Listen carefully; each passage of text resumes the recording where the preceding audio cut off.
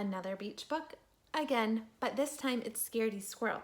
And I have to confess, I'm new to Scaredy Squirrel, but my 9-year-old told me there's tons of Scaredy Squirrels.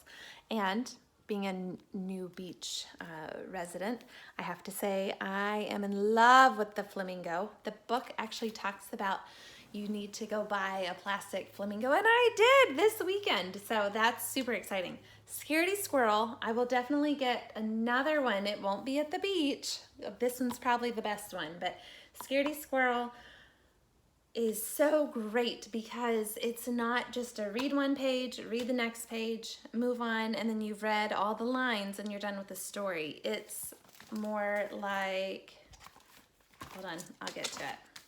It's like open the page and camp out for 10 minutes before you flip.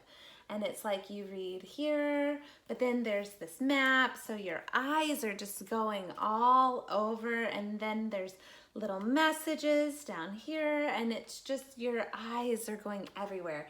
And so I read it to my 6-year-old, my 9-year-old, and my 12-year-old, and the 9-year-old said, "Oh, I read that book a couple days ago." And so every time I got to another page, she goes, "I didn't see that part.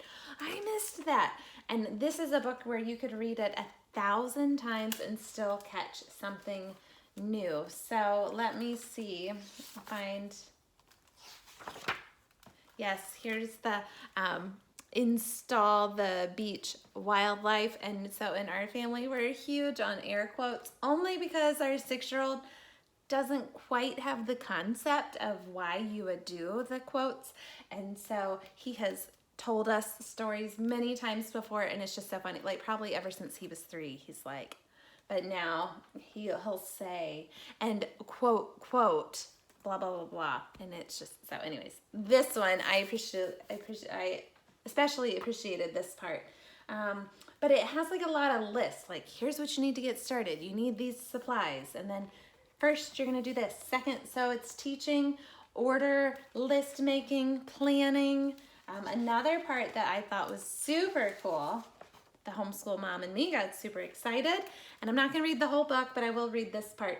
Basically, the squirrel's saying he's afraid of crowds, and if he went to the beach, he would see herds of sea monsters, packs of pirates, flocks of seagulls, tribes of jellyfish, tons of falling coconuts, mobs of lobsters. And Lydia's like, "Mommy, this is what we learned in Essentials." And so we do classical conversations, and so her first tour of the Essentials program, they talked about collective nouns, and so I think like a squad of squid, or anyways, we learned all the different collective nouns, and so a flock, tribes, tons, mobs, packs, herds. So she remembered that, and that was really cool to see that that stuck. So anyways, here's a map, here's his plan.